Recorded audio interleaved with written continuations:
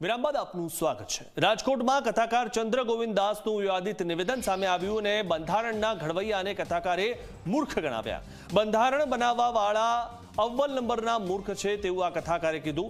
સંવિધાને દેશને વ્યાભિચારમાં ધકેલી દીધો તેવું પણ આ કથાકારે કીધું।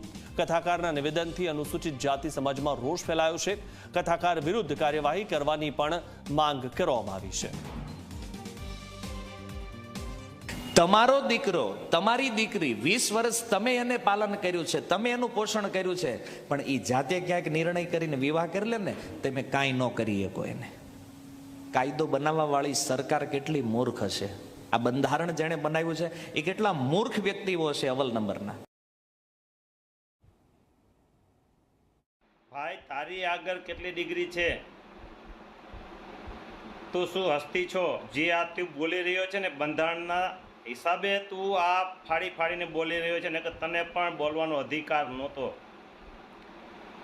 તું એમ કહેતો અવ્વલ નંબરના મૂર્ખ હશે, તો તને ના ખબર હોય ને ભાઈ, તો અમેરિકા જઈ અને જો કોલંબિયાની યુનિવર્સિટીમાં નંબર 1 વિદ્યાર્થી, 300 વર્ષના ઇતિહાસમાં નંબર 1 વિદ્યાર્થી, જેમણે ડૉક્ટર બાબા સાહેબ આંબેડકર, જેમણે ભારતનું બંધારણ ઘડ્યું છે, અને તું એને એમ કહે છે કે બંધારણ ઘડનાર કેટલો મૂર્ખ હશે। આ ચલાવી લેવા નહીં આવે। ગુજરાત સરકારને હું કહેવા માંગુ છું કે આ જે લંપટ કથાકાર છે, તાત્કાલિક આની ધરપકડ કરવામાં આવે અને આની વિરુદ્ધ રાસુકા લગાડવામાં આવે, રાષ્ટ્રદ્રોહનો ગુનો લગાડવામાં આવે, ફરિયાદ દાખલ કરી જેલ હવાલે કરવામાં આવે।